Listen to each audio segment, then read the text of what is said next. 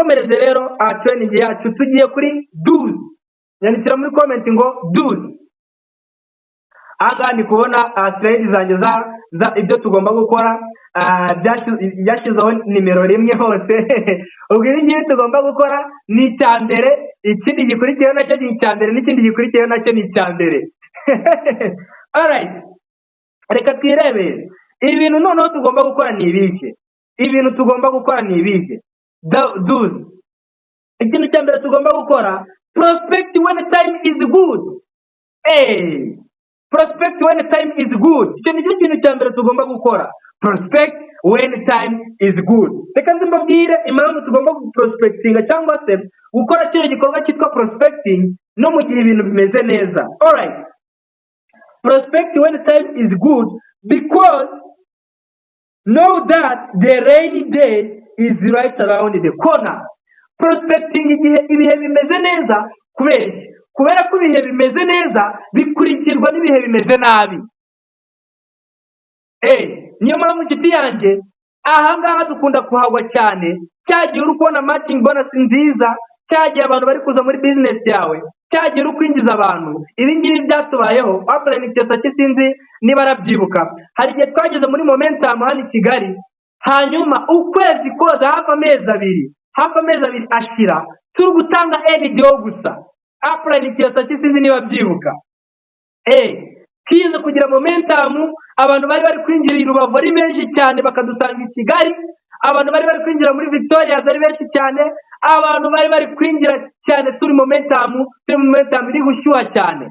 Twamaze amezi abiri nta kindi kintu gikorwa dukora, ahubwo turi kwakira abantu bashya, turi kubahereza NDO mu gitondo, saa sita na nimugoroba turi gutanga NDO, nta kindi gikorwa dukora. Ariko icyo gihe twese turi mu bihe byiza.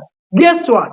Ikintu cyakurikiyeho nyuma yaho, kubera ko twari twarahagaritse ibindi bikorwa byose, nawe urabyumva. Ntabwo byagenze neza nyuma yaho. Icyo gihe nibwo twahise tujya muri guma mu rugo, nibwo corona isiba. Sinzi niba offline cyose akabyibuka, niba byibuka naza kunyandikira muri comment, niba byibuka twahise tujya muri guma mu rugo muri icyo gihe. Rero nshuti yanjye, niba uri no kwinjiza abantu, niba uri no gukorera amafaranga meza, niba uri no gucuruza product, niba uri muri cyagiye bimeze neza, menya ko icyo gihe komeza prospecting, komeza ukora ibikorwa, kubera ko icyo gihe kizakurikirwa n'ibihe bibi. Muri no minsi twari turi mu gihe cy'izuba rikomeye cyane. Guess what? Aka kanya imvura iri kugwa. Niko bigenda, ibihe bihora bisimburana iteka ryose. Alright, rero niyo mpamvu batubwiye ngo ikintu cya mbere ugomba gukora, ntabwo ugomba guhagarika guprospectinga niyo byaba bimeze neza kandi reka twikomereze. Ikindi cya mbere tugomba gukora gikurikiyeho, prospect when time is bad. Prospect when time is bad. Ikindi cya mbere tugomba gukora, prospect when time is bad. Reka twumve hano bari kutubwira ngo prospect when time is bad because know that fanatical prospecting is the key to survive. Nyandikira muri comment ngo it's a key to survive. Hano bari kutubwira ngo prospecting cyagiye none ibintu bitameze neza, prospecting cyagiye none ibintu bigoye. Kubera iki? Kubera ko nibwo buryo bwonyine bwo kugira gute bwo kurokoka. Nibwo buryo bwonyine bwo kurokoka. Apply cyose hari training yaduhaye atubwira ngo niba uri mu bihe bigoye, niba uri mu gihe amafaranga atari kwinjira, niba uri mu gihe mbese ufite challenge nyinshi cyane, iyo udakoze ibikorwa uba uri kongera ingano ibyo bihe bibi bizamara. Iyo udakoze ibikorwa ukajya kuryama, uba uri kongera ingano y'igihe ibyo bihe bibi bizamara. Mbese uba uri gufumbira ibyo bihe bibi byawe iyo utari gukora. Rero nshuti yanjye, niba uri mu bihe bibi, prospect, do the activities, kubera ko nibwo buryo bwonyine wava muri ibyo bihe bigoye. Niho honyine ho kurokokera. Niba atari ibyo ngibyo ntawe urabyumva, urafata. Nibwo buryo bwonyine bwo kurokoka wa mubyeyi we. Nizere ko turi kugendana kandi cyane. Abantu bari kunkurikirana, ni munyereke ko muri kunkurikirana. kandi cyane. Munyandikira muri comment box ngo nibwo buhungiro rwose. Kubasha kuba wakora no mu gihe bitameze neza nibwo buhungiro. Alright, ndi kubabona cyane abantu bari kunyereka ko bari kunyumva kandi cyane. Icyo kintu rero tugomba kugikora kandi cyane. Ikindi kintu tugomba gukora rero, ndabashimiye cyane bari kunyereka ko turi kumwe ko ari bwo buhungiro. Ikindi kintu tugomba gukora rero ni iki? Ikindi kintu tugomba gukora, ndi kubibona ko muri kumurikirana kandi cyane. Ikindi kintu tugomba gukora ni ikihe? Ikindi kintu tugomba gukora ni ikihe? Alright, ikindi kintu tugomba gukora, aim the numbers to hit and sleep when it is done. Ikindi kintu tugomba gukora, ihereze. Tugomba kwihereza umukoro w'abantu turaza kuvugisha, noneho uwo mukoro turaza kuryama ari uko tuwusoje. Niyo kintu tugomba gukora nshuti yanjye. Aim the numbers to hit and sleep when it is done. Uyu munsi ihereza umukoro wo kuvuga ngo ngomba kuvugisha aba bana, ngomba kunguka izi nimero izi nizi. Tuvuge ngo uyu munsi ndunguka nimero gutyo gusa. Oya, ihereza umukoro uvuga ati ndunguka nimero 5, ndunguka nimero 10 cyangwa se 20, bigendanye n'uko ushaka gutera imbere. Ndaza kugira gute guhamagara abantu 10 cyangwa 5 cyangwa 20 gutyo gukomeza. Ndaza kubasha kuba nagira gute natumira abantu 5, 10 cyangwa 20. Ndaza kuba nakora presentation 5, 10 cyangwa 20, bese gutyo gukomeza. Ndaza gukora follow up abantu banaba, ndaza gupostinga inshuro izi nizi.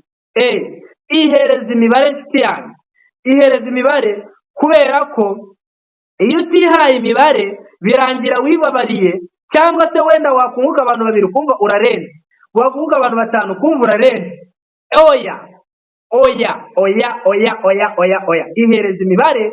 Yuraza kugira gute, yuraza guhitinga, usinzira ruko iyo mibare ugize gute yewe uyigejejeho.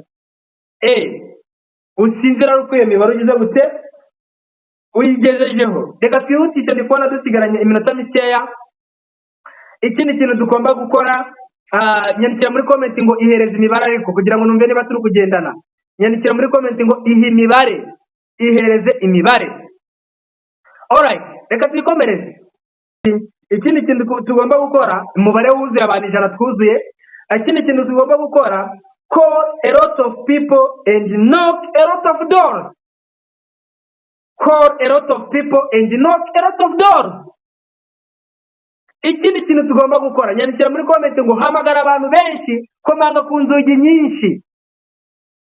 Muri Bibiliya hari ijambo ryanditse, sinzi niba muno imikoro hari niririmo, ariko hari ijambo ryanditse ngo hamagara, komanga uzafungurirwa. Rero ntabwo bivuze ngo komanga hamwe, oya, komanga ahantu henshi, hamagara abantu benshi.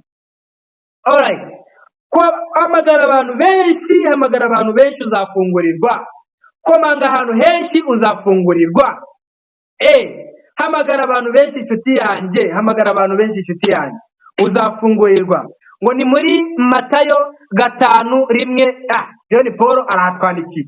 Komanga ahantu henshi uzafungurirwa. Hamagara abantu benshi uzafungurirwa. N'ukuri inshuti yanjye, bajya batubwira ngo abantu barabeshya, ariko imibare ntabwo ibeshya. Ikintu cyakunaniriye mu bumenyi, gishakira mu mibare. Aho biri gupfira mu bumenyi, aho uri kubona ufite ubumenyi bukeya, shakira igisubizo mu mibare nshuti yanjye. Komanga ahantu henshi, hamagara abantu benshi, n'ukuri uzafungurirwa. Njye nta n'umunsi n'umwe nigeze niha gahunda yo kuvuga ngo ngiye guhamagara abantu benshi n'ubutse kuri alphabet kuri telefone yanjye. Hamagara abantu bose, n'ukuri ngo nsoze n'injiji. Ibyo bitone nigeze bimbaho ngo mpamagara abakiriya bose, ngo bisoze kubera ko imibare icyo kintu cyonyine cyizwe ibindi nabyo birizeye ariko imibare yo irizewe kandi cyane. Alright, hano rero bari kutubwira ngo komanga ahantu henshi, komanga abantu uvuga. Ndabyibuka igihe twari turi muri challenge hano i Kigali, kaze babwira ino nkuru, sinzi niba hano ari nk'abantu wenda bashobora kuba bagiye kuyumva bwa mbere. Hari abantu bashobora kuba bagiye kumva bwa mbere. Nabanaga n'umubrada witwa Sengabo Kaliste, abenshi cyangwa baramuzi. Ni umuvandimwe twabanaga muri ghetto nkigera hano i Kigali ndi mu buzima butoroshye, hanyuma aza no kunyizera turakorana ino business. Hari igihe twari turi mu bihe bigoye, turi kuburara, ibintu bitameze neza cyane, bitameze neza habe na gatoya, ariko umubrada twiha gahunda yo kuvuga ngo tugiye kuzenguruka farumasi zose zahari mu Rwanda zarazaga product zitwa toothpaste ndetse na masculine wash ndetse na feminine wash. Twafashe masculine wash na feminine wash ndetse na toothpaste, twazengurutse amafarumasi yose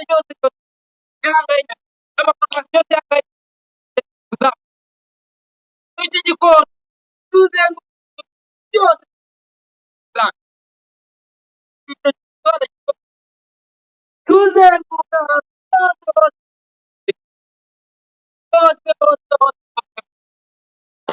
industry yo kwabita wenda Apple Limited ashobora kuba ari kuyumva cyangwa se Apple Kiyosaki. Twafataga umwanya tugakora ikintu cyitwa Ikiyova. Ngo amajwi ni ikibazo,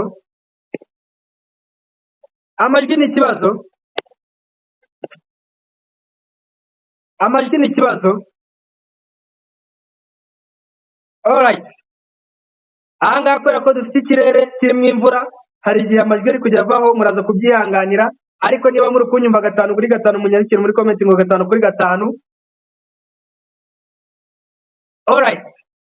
Alright, ndikubona muri kunyumva kandi cyane. Hano rero nari ndi kubabwira ukuntu twazengurutse amafarumasi yose igihe kindi wenda Kiyosaki cyangwa Limited cyangwa se n'abandi ba Plane baraza kunyibutsa. Hari ikindi gihe twafashe abantu bose batuye Butare tugiye udufungurira tumwereke product icyo bita Ikiyova. Niba hari abantu bakoze iyo gahunda munyandikire rimwe muri comment. Hari igihe twafashe tugira Rubavu, umuntu wese tumubangira uko kubindi tumwereka product, tumwereka yes hari abantu benshi cyane baguze product. Alright, rero nshuti kaba wicaye kuvuga njyewe rero nguzi n'ikindi ngo nda prospecting kuri WhatsApp ngo nibyo binshobokera, ngo nda prospecting kuri Facebook ngo nibyo binshobokera, ngo nda posting kuri Facebook ngo nibwo buryo ngiye ngo bunyorohere. Oya. Bari kubwira ngo ubu buryo ngo nibwo nifashisha ngo bukankundira, ngo nibwo nisangamo. Iyo ni excuses yo kutagerageza ubundi buryo. Iyo ni gahunda y'ubunebwe ngo ngengo ibintu ngo byo guhamagara ngo ntago bimbamo, ngo ngengo ibintu byo guhamagara ngo simbyumvamo, ngo ngengo ibintu ngo byo kwirirwa ngo ndahamagara abantu bakanca intege ahubwo ngo ngeyo mbandikiye nibwo basubiza. Ibyo ngibyo ni byiza ariko uri kwirimita kandi cyane. Why not utajya kukomangira abantu muturanye ko twabize bitaro? Why not utajya ku mafarumasi no kwa muganga? Fanatical prospecting inama ikinigira. Reka tugane ku musozo mahereza bonus. Nyandikira muri comment ngo bonus. Niba uri kunyumva. Hano rero bari kutubwira ngo bonus. Ndikubona cyane abantu bari kunyandikira muri comment. Hano bonus iri kuvuga ngo stop fighting easy way out and start interrupting people. Nyandikira muri comment ngo interrupt people. Niho tujya gusoreza. Interrupt people.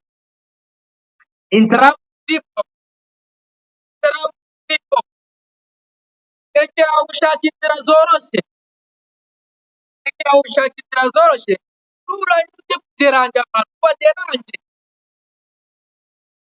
deranja abantu,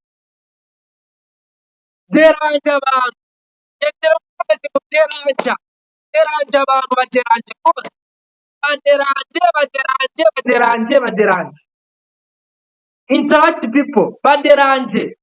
Hano batubwiye muri kino gitabo cyitwa Political Prospecting ngo interrupting bisobanuye guhamagara umuntu udafite gahunda, guhamagara umuntu utabizi niba narwaye, guhamagara umuntu mbese ni ukugera kugera umuntu udafite gahunda ukamuhamagara ushaka kugira ngo mutigeze munamenyana ukamuhamagara ukibwira ushaka umuntu utazi aho biva atanakuzi ukamuderanje ukamwaka nimero. Rero deranje abantu, batubwira niba utazi kuderanje abantu, niba ugira ubwoba bwo kuderanje abantu, ntabwo uzigera utera imbere, ntabwo uderanje abantu, baderanje rwose, umuderanje uhamagara abantu mudafitanye gahunda, ubaze amazina y'abantu mudafitanye gahunda, ubahamagara ubereke product mudafitanye gahunda kandi batanazikeneye, ubereke business mudafitanye gahunda kandi batanazikeneye. Deranje abantu, niba utazi kuderanja abantu rero kakubayeho, ino business niyo kuderanja. Baderanje, baderanje bakwitumire, ongera ukorere follow, ongera ukohereza rwa message yakuye mu gendo, ongera uderanje, ongera umuderanje, ongera umuderanje, ongera umuderanje, deranje abantu rwose. Tureje ahangaha rero twese ngiye muri no training rero nasubiza umwanya theory mistress, hanyuma dutoreje ahangaha, dusoje turi kuvuga ngo niba ushaka gutera imbere muri no business, deranje abantu, deranje abantu.